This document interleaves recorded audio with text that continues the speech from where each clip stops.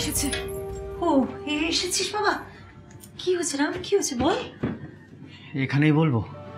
হ্যাঁ মানে বামুন দিদি আছে, দামি আছে, ঠিক আছে বল না। মা, বিলের দিকে কি তুমি একদমই নজর দিচ্ছ না? এই কথা কেন তুই বলছিস না? রামদা, লুকোচুরি কেন করছো? যা বলার খোলাখুলি বলো না।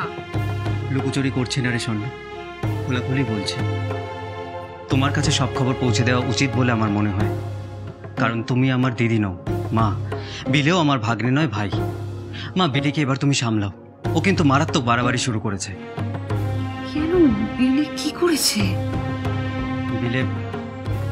বিলে সন্ন্যাসী হয়েছে।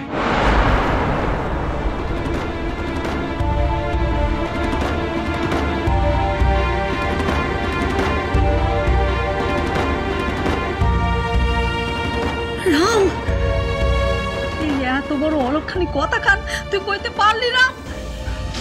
রামদা, কি বলছো এসব? হ্যাঁ মা, আমি সত্যি বলছি, বিলে গেরুয়া নিয়েছে।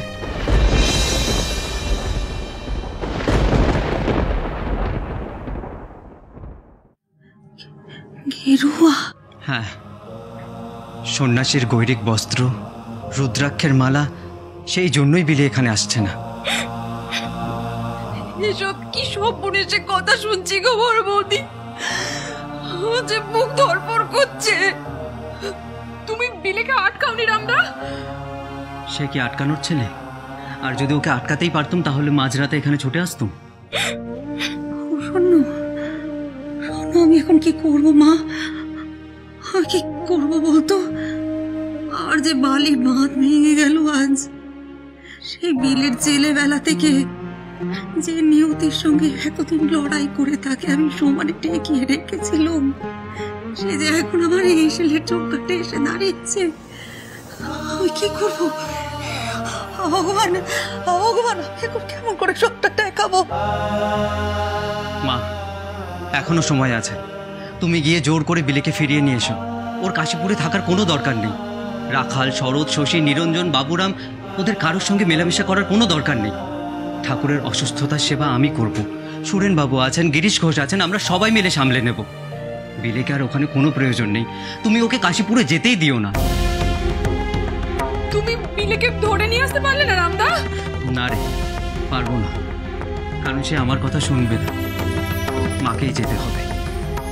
শোনো, তুই কালই আমাকে একটিবার কাশীপুর নিয়ে যাওয়ার ব্যবস্থা কর মা। আমাকে যে করে ও বিলেকে বাড়ি ফিরিয়ে নিয়ে আসতে হবে, যে করে ও ফিরিয়ে নিয়ে আসতে হবে। হ্যাঁ মা, বিলের গা থেকে গেরুয়া কাপড় খুলে নাও, ওকে রাজবেশ পরাতে হবে।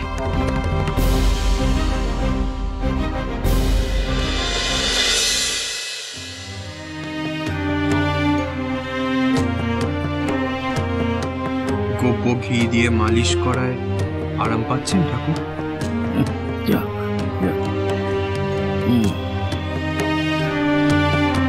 লরেন, তোর কোনো কষ্ট হচ্ছে নি তোরা? এই যে দেবারাত্র রে সেবা দিচ্ছিস, তারপর ওই সবারই দেখভাল করার জন্য পরিশ্রম করছিস, তারপর আবার রাত্রিরে জেগে ধ্যান জপ করছিস, তাই শুধু আমার কি। আপনাকে এত ভাবতে হবে না, আর এত কথাও বলতে হবে না, আপনি এখানে চুপটি করে শুনতো। যুগনায়ক স্বামী বিবেকানন্দ, সোম থেকে শনি সন্ধ্যে 7টায় আকাশ 8-এ।